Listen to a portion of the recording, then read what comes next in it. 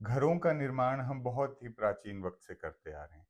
हमने कभी भी आर्किटेक्ट का नाम नहीं सुना था उस दौर में, लेकिन आज के समय में जब जगह बहुत सीमित है, पर उसका यूटिलाइजेशन और उसका उपयोग बहुत उचित तरीके से करने के लिए आर्किटेक्ट हमें बहुत हेल्प करते हैं। तो और भी हम आर्किटेक्चर और इसके बारे में जानने के लिए आज हमारे साथ योगेश सूद जी हैं, जो कि ओनर हैं सिटीस्केप डिजाइन कंसल्टेंट्स के। तो हम आज इनसे कुछ प्रश्न पूछेंगे, जो एक बेसिक इंफॉर्मेशन होगी हमारी इस सीरीज के लिए, जो हम और भी इसके बारे में जानेंगे। तो आइए बात करते हैं योगेश जी से। तो योगेश जी, मैं सीधे प्रश्नों पे आता हूँ सर। ज़रूर। तो मेरा पहला प्रश्न है, एक आर्किटेक्ट की जरूरत क्यों पड़ती है? आखिर वो क्या वैल्यू ऐड करता है हमारी कंस्ट्रक्शन में? अ, देखिए, हम ज़िंदगी में कोई भी काम करें, चाहे वो छोटा हो, चाहे वो बड़ा हो, हम हमेशा उसको प्लान करते हैं, जी। राइट? एंड आप यूँ समझिए कि कोई काम जब छोटा होता है, सरल होता है, तो प्लानिंग उतनी ही सरल होती है। अब कोई भी काम जब पेचीदा होता है, डिफ़िकल्ट होता है, उसमें चैलेंजेस होते हैं, बिल्कुल। तो उसको उतना ही प्लान करने की ज़रूरत पड़ती है। जी। तो अब अगर हम बिल्डिंग कंस्ट्रक्शन के बारे में बात करें, तो बिल्डिंग कंस्ट्रक्शन में अगर आपने कभी कोई बिल्डिंग खुद बनवाई है, कहीं भी इन्वॉल्व रहे हैं, जी। तो आपको पता होगा कि इतने सारे लोग इन्वॉल्व होते हैं कि आपका जो खुदाई करता है, वो इंसान अलग होता है। बिल्कुल। जो सरिया बाँधेगा, जो शटरिंग करेगा, जी। जो रेता, सीमेंट, बजरी को मिक्स करेगा, बिल्कुल। वो सब लोग अलग-अलग होते हैं। जो ईंट की चिनाई करता है, वो लोग बंदा अलग होता है। जी। फिर इसके बाद आपके इलेक्ट्रिकल के काम हैं, आपके प्लम्बिंग के काम हैं। तो ये सारे एक बिल्डिंग को बनाने के लिए इतने सारे लोग मिल कर के, जुड़ कर के उस बिल्डिंग को बनाते हैं। तो इस सारे प्रोसेस को एक जो इंसान मैनेज करता है, शुरुआत से लेकर आखिरी तक।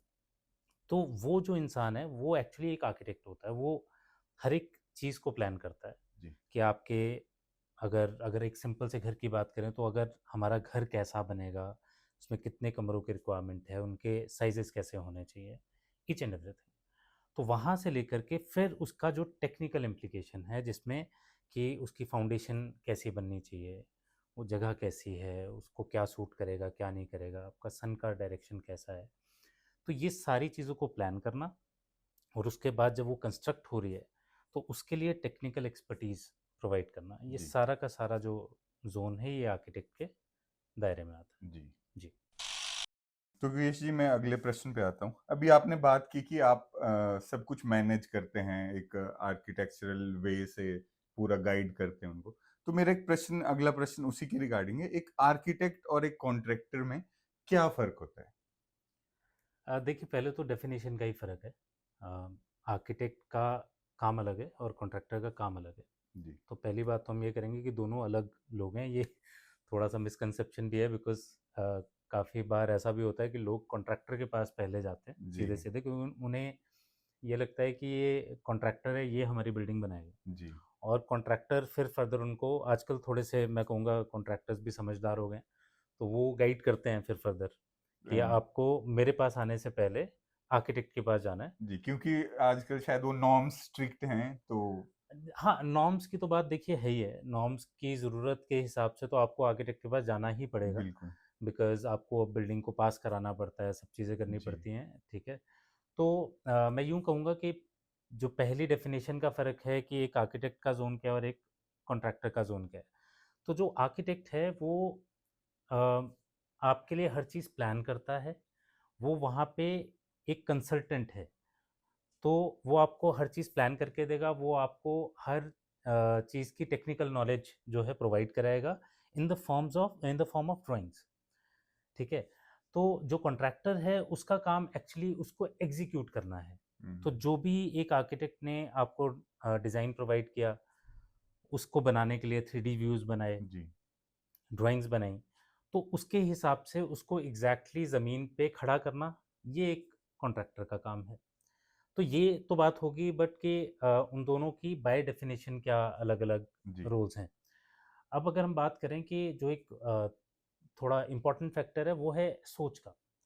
अब देखिए, अल्टीमेटली ऑन ग्राउंड तो एक कॉन्ट्रैक्टर बिल्डिंग खड़ी करेगा, जी। राइट? लेकिन दोनों की सोच में बड़ा फ़र्क है।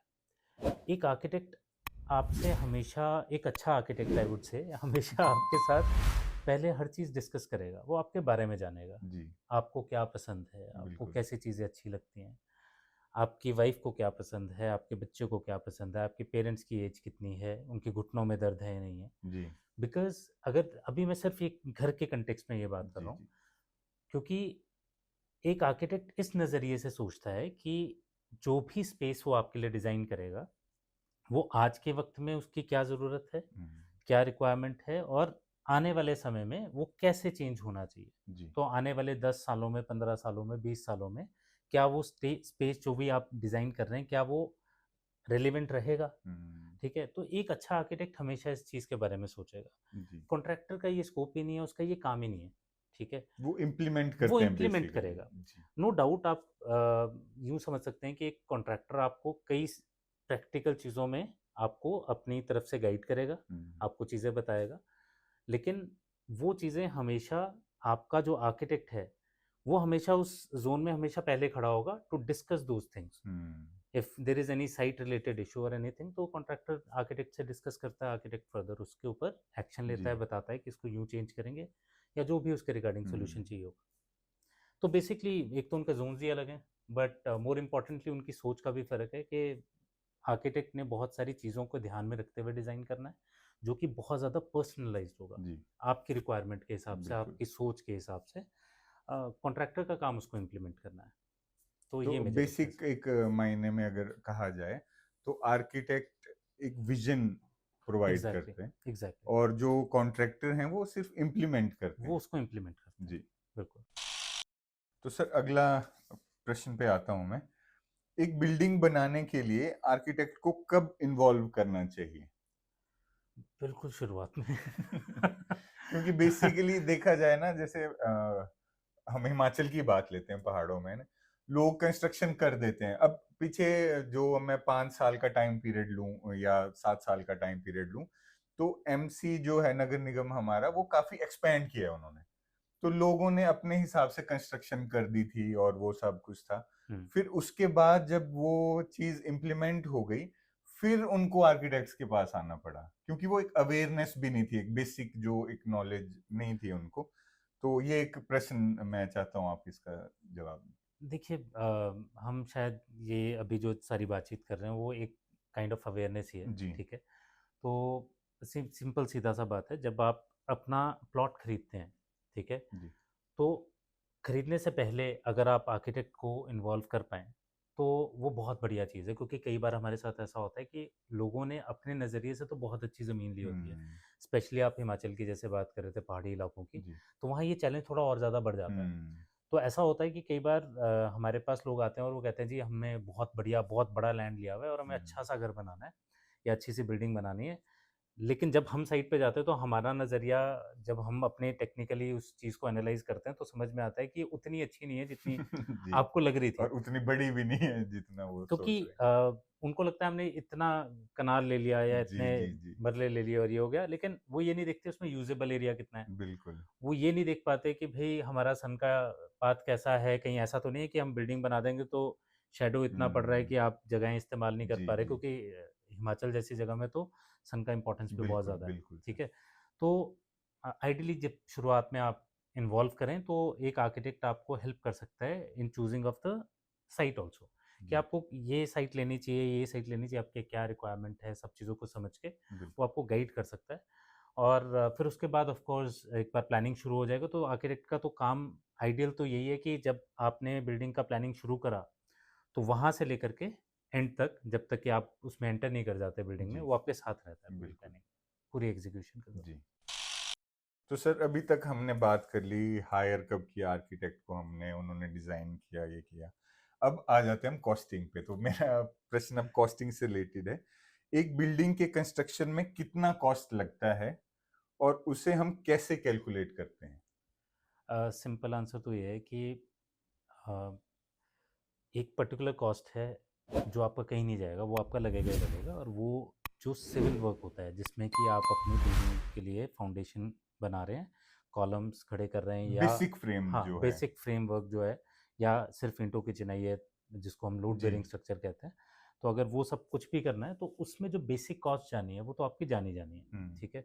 और हर एक रीजन में एक मोटा मोटा एक आपका वो बना होता है कि पर स्क्वायर फीट इतना कॉस्टिंग इस लेवल तक होता है, और उस बिल्कुल। लेवल तक की जो मैं बात कर रहा हूँ वो सिर्फ इतनी है कि आपने स्ट्रक्चर अपना फ्रेम खड़ा करा, आपने प्लास्टरिंग कर दी, आपने दरवाजे खिड़की लगा दी। जी, अगर आपने नॉर्मल वे में बात करनी है तो एक पर्टिकुलर कॉस्ट जो है वो हर एक जगह की डिफाइंड होती है, विच इज़, और इसको हम कैलकुलेट करते हैं पर स्क्वायर फीट के हिसाब जी। से। मतलब जो भी आपका टोटल स्क्वायर फीट में एरिया होगा, तो पर स्क्वायर फीट पे जो भी एक नंबर होगा वो उतने के आसपास लगेगा। तो मान के चल लीजिए अगर 1500 रुपए की कॉस्टिंग है पर स्क्वायर फीट की, तो उसमें एक सर्टेन स्कोप बिल्डिंग का, फ्रेमवर्क का, दीवारों का, प्लास्टरिंग तक का जी, हो जाता है। अब उसके बाद बिल्डिंग का कॉस्ट कितना भी जा सकता है, वो सब डिपेंड करता है कि आपने किस तरह की चीज़ें लगानी है, ठीक है? तो शुरुआत में जब हमारे पास कोई भी आता है और उनको ऑब्वियसली हर किसी को एक बजट चाहिए होता है कि बिल्कुल। मुझे आप अंदाज़ा तो बताओ कि ये कितने में बनेगा। जी, जी, जी। तो हम उन्हें ये चीज़ क्लियर कर देते हैं कि अगर सिर्फ एक पर्टिकुलर लेवल तक की बात करेंगे कि इतने स्क्वायर फीट तक की चीज़ों में जाएँगे, इस तरह की टाइल्स लगाएँगे, मोटा-मोटा, तो हम सिमिलर केस सिनेरियोज़ के साथ कंपेयर करके कि हमारी कोई पर्टिकुलर बिल्डिंग है, उसमें हुँ, इतना काम हुआ था, इस तरह की चीज़ें लगी थी, तो हम उन्हें बता देते हैं कि उसका पर स्क्वायर फीट कॉस्ट इतना है। तो आपकी बिल्डिंग का भी इस जी, स्पेसिफिकेशन के हिसाब से इतना आएगा। बिल्कुल। तो इससे उन्हें अंदाज़ा लग जाता है कि एक उनकी बिल्डिंग का कॉस्ट कितना जाने और वाला है। बाकी इंटीरियर की कॉस्टिंग वो वेरी करती है, आप उसमें आप जैसा खर्च करना चाहते हैं वो। देखिए, जिसके पास पैसा है और जिसके पास वैसी चॉइस है, जी, वो कुछ पर्टिकुलर चीज़ें चाहते हैं, तो बिल्कुल। कॉस्टिंग तो कितनी भी जा सकती है। हुँ, लग्ज़री प्रोजेक्ट्स में तो मतलब आप इमेजिन नहीं कर सकते कि कॉस्टिंग कहाँ जी, तक जाती है, बिकॉज़ लोग इवन इम्पोर्ट करते हैं जी, जैसे चीज़ें। हम दुबई के होटल्स का एग्ज़ाम्पल ले लें, बिल्कुल, उनके सोने के वो हाँ। नल लगाए हैं, तो हैंडल्स अब लगाए वो हैं। तो कॉस्टिंग कहीं भी जा सकती है, बट बिल्कुल। हाँ, एक पर्टिकुलर कॉस्टिंग है स्ट्रक्चर तक की जो ज़्यादा चेंज नहीं होती। Within variant within certain limits change होती है। जी, जो फर्दर उसकी फिनिशिंग की कॉस्ट है, वो वो वेरी आगे-पीछे हो करती सकती है, है। वो जी, डिपेंड करता है कि आप जी, किस तरह के रेंज में जाना चाहते हैं। ठीक है। जी। तो सर हमने कॉस्टिंग के बारे में जान लिया है कि पर स्क्वायर फीट हमारी एक बेसिक सी कॉस्टिंग रहती है। तो अब मैं ये जानना चाहता हूँ सर कि क्या कंस्ट्रक्शन की कॉस्टिंग रीजन और लोकेशन पर डिपेंड करती है? एब्सोल्युटली, बहुत ज़्यादा। अ, देखिए, एक चीज़ को समझना बहुत ज़रूरी है कि कुछ चीज़ें मोर और लेस स्टैंडर्ड होती हैं, जी, फ़र्क आता है, लेकिन बहुत ज़्यादा उसमें आप पर स्क्वायर फीट के मामले में ज़्यादा फ़र्क नहीं समझेंगे। आपकी सीमेंट का जो रेट है या आपका रेता है, ठीक जी, है, कोई थोड़ा-सा दूर डिस्टेंस में होगा, कुछ पास में भी होगा। लेकिन पर स्क्वायर फीट वाइज़ अगर हम बात करें, ओवरऑल कॉस्टिंग की बात जी, करें, तो उस लेवल पे तो अगर हम बात करेंगे तो वेरिएशन कम है। अब यहीं पे अगर हम बात करें रीजन के हिसाब से हुँ, टोटली, तो कुछ फैक्टर्स ऐसे हैं जो कॉस्ट को बहुत ज़्यादा चेंज कर देते हैं, और स्पेशली अगर हम जैसे कंपेयर कर रहे हैं, हमारे प्लेन्स चंडीगढ़ ट्राई सिटी में हम लोग कंस्ट्रक्शन कर रहे हैं या फिर पहाड़ी में कर रहे हैं, जी, तो एक कॉस्ट जो आपकी बड़ी मेजर होगी और जिसका ख्याल रखा नहीं जाता हुँ, बहुत बार, वो होता है आपकी साइट का कॉस्ट, आपकी साइट को डेवलप करने का जी, कॉस्ट। अब यहाँ पे आप प्लेन इलाके में हैं, आपको ज़्यादा कुछ नहीं करना, आपको खुदाई करनी है, आप अपने फाउंडेशन देनी है फाउंडेशन डायरेक्टली, दीजिए और बिल्कुल। काम शुरू करिए। जी, अब आपको मैं सिंपल एग्जांपल दूँ तो जितने में बिल्डिंग बनेगी आपकी, हो सकता है उतना अमाउंट आपको सिर्फ साइट रिटेन करने में लग जाए इन केस ऑफ अ पहाड़ी। हुँ, बिकॉज़ वहाँ पे स्लोप है, बिल्कुल। उसको कैसे सस्टेनेबली हमें हुँ, कितना कट करना है, कितना उसको रिटेन करना है, तो जी, आपने टर्म भी सुनी होगी डंगे, बिल्कुल। तो which is a retaining wall. हाँ, जैसे जेसीबी की कॉस्ट है, हाँ, डंगों की कॉस्ट है, वो एग्ज़ैक्टली। बिल्डिंग खड़ी करने से पहले की ही वो कॉस्ट है वो। पहले की कॉस्ट है, आपकी बिल्डिंग आपको कुछ नहीं दिख रहा अभी साइड पे, बिल्कुल, आपको बिल्कुल, सिर्फ़ और सिर्फ़ डंगे दिख रहे हैं, आपको बिल्कुल। रिटेनिंग वॉल्स दिख रही हैं। जी, अब रिटेनिंग वॉल भी कितनी बड़ी, छोटी बनानी पड़ी, बिल्कुल। पत्थर की बनानी पड़ी, आरसीसी की हुँ। बनानी पड़ी, जी, आरसीसी का जी, मतलब जी। है जिसमें आप सरिया इस्तेमाल बिल्कुल। करते हैं। तो वो सारी कॉस्टिंग जो है वो over and above the building है। So that costing is something जिसको लोग इग्नोर कर जाते हैं, उनको हुँ, समझ नहीं आती कि इसमें कितना कॉस्ट जाएगा। बिल्कुल। तो इस वजह से रीजन टू रीजन डिपेंड करता है कि आपकी कॉस्टिंग कितनी जाएगी। एक और फैक्टर भी मैं आपको बता दूँ, दैट इज़ अर्थक्वेक। तो सर हमने कॉस्टिंग जान ली, लोकेशन के कैसे फ़र्क पड़ता है कॉस्टिंग के लिए वो जान लिया हमने। तो अब मेरा अंतिम प्रश्न इस एपिसोड का, बिल्डिंग बनाते समय सबसे कॉमन मिस्टेक्स क्या होती हैं और जिनसे कॉस्ट या क्वालिटी पर असर पड़ता है किसी बिल्डिंग की या कंस्ट्रक्शन की?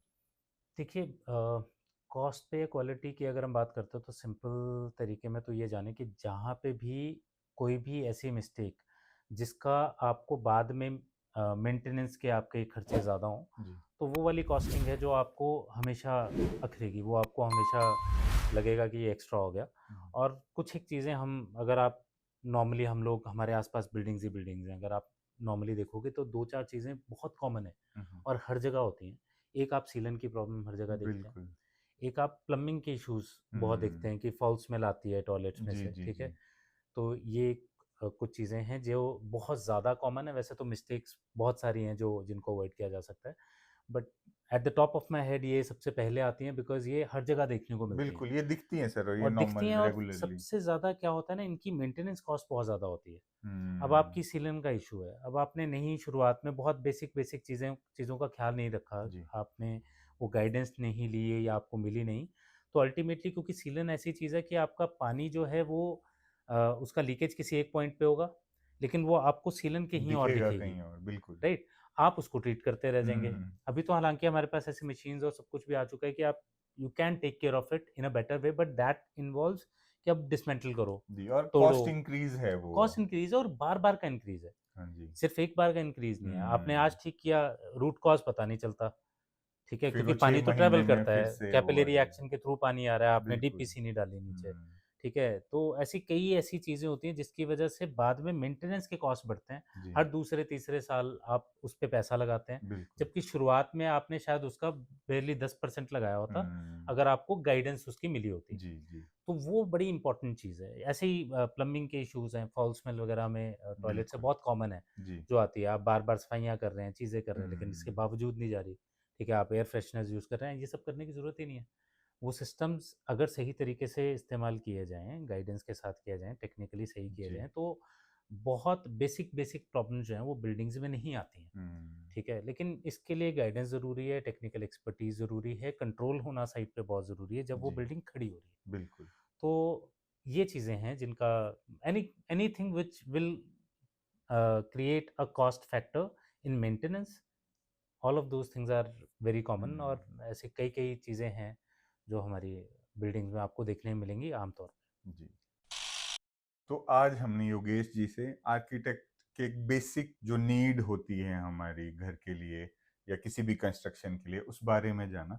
हम और भी आगे प्रश्न पूछेंगे आने वाले एपिसोड में योगेश जी से। और अगर आपके कोई प्रश्न हैं आर्किटेक्चर से रिलेटेड या अपने कंस्ट्रक्शन से रिलेटेड, तो आप कमेंट सेक्शन में नीचे अपने प्रश्नों को छोड़ सकते हैं और हम आने वाले एपिसोड्स में आपके प्रश्नों को ज़रूर एपिसोड में लेंगे। तो आपका समय देने के लिए धन्यवाद thank you so Yogesh sir. Much, thank you so तो मिलते हैं नेक्स्ट एपिसोड में।